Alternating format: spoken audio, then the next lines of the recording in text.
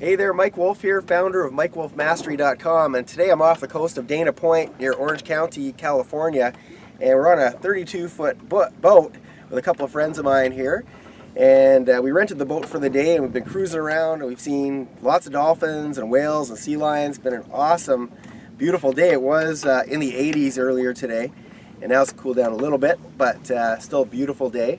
And we had a little bit of a conversation actually, and you know, it's very tempting when you have a day like this to say, hey, I want to buy, you know, I got to go buy myself a boat. And you know, when you have this much fun, it's like, hey, I want to do this every day. Well, the bottom line is when you buy a depreciating asset such as this, I would much rather rent it for a number of reasons. One, not only do you have the cost of buying it, apparently this boat when new is around $120,000 apparently. I would much rather own a piece of property, or maybe 2 or 3 properties that are all generating revenue and they're an asset for me, they're appreciating, and I can take the money that comes from that, from the appreciating assets, use that money to buy myself or rent myself the things that I want, that I need and want. And so if we look at the cost of this, not only is there the cost of the boat itself, there's also the maintenance. There's the fact it's going down in value as you own it.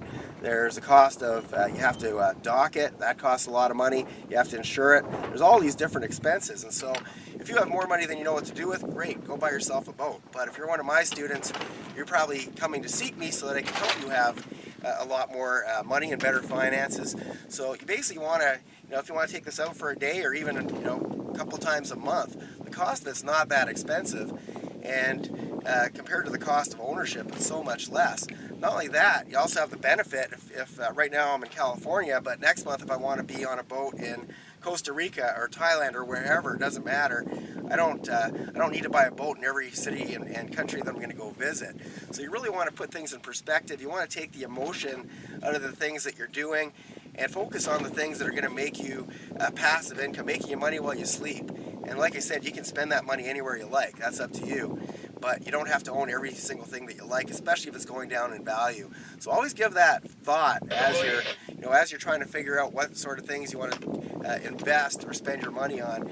Buy stuff that's going to go up, make you money, and give you freedom so you can do this kind of stuff. So I want to thank you for tuning in. If you enjoyed this video and found value in it, please subscribe to this YouTube channel, and I look forward to seeing you soon.